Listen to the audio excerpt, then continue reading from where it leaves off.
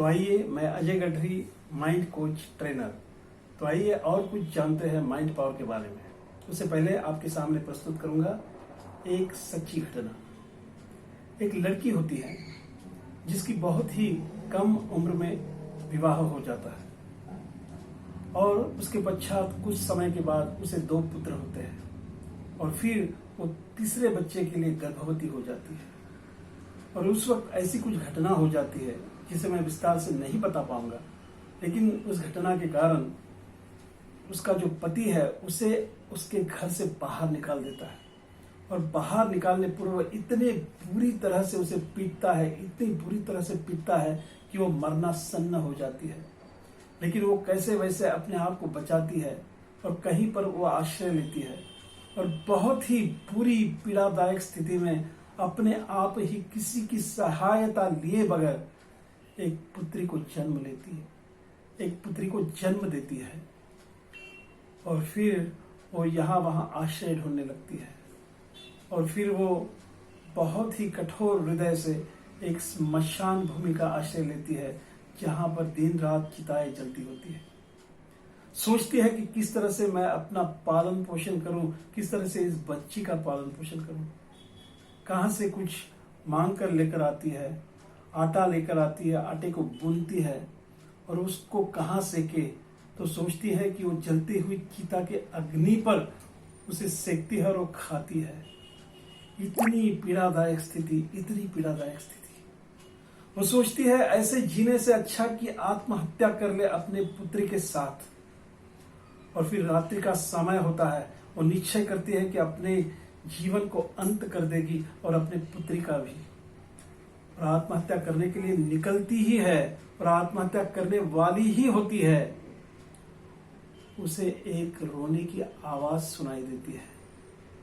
उस आवाज की तरफ वो जाती है और फिर वो देखती है कि एक वृद्ध व्यक्ति जो है वो रो रहा है, वो विलाप कर रहा है, उसे भूख लगी है, उसे प्यास लगी है।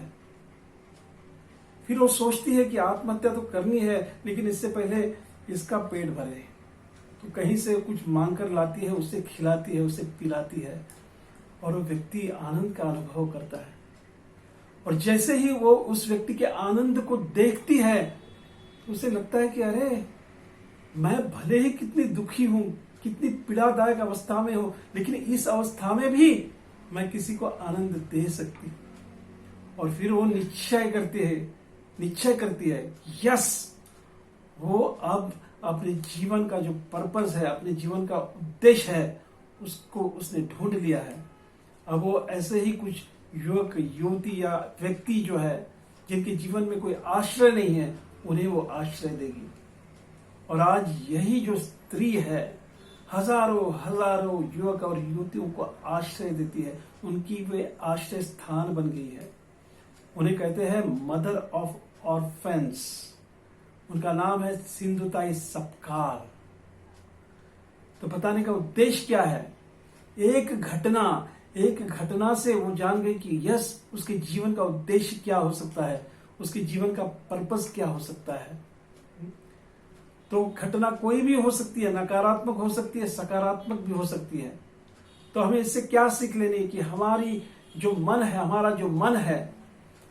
हमारा जो सबकॉन्शियस माइंड है, अचेतन मन है, उसकी आवाज को हमें सुनना चाहिए, उसकी सकारात्मक पुकार को हमें सुनना चाहिए। हर व्यक्ति के हृदय में, हर व्यक्ति के मन में कुछ ना कुछ होता ही है, कुछ न कुछ शक्ति होती है। उस शक्ति को परखना चाहिए और अपने जीवन को सफल बनाना चाहिए। हमारा मन जो है अति शक्तिशाली है, लेकिन शक्तिशाली मन को परखना आवश्यक है, शक्तिशाली मन को टटोलना आवश्यक है। तब हम हमारे जीवन को सफल बना सकते हैं, सकारात्मक बना सकते हैं। बहुत कुछ जानना है हमें, बहुत कुछ सीखना है। मन की शक्ति अपार है, इसे समझेंगे तो हम हमारा जीवन जो है आनंद से भर सकते हैं और सफलता से भर सकते हैं।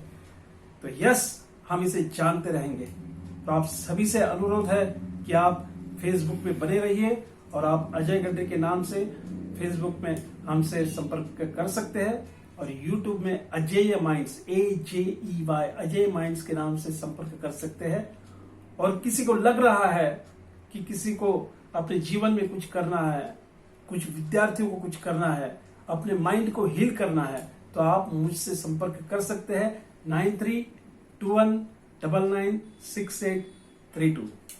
Thank you for patient hearing. Thanks a lot.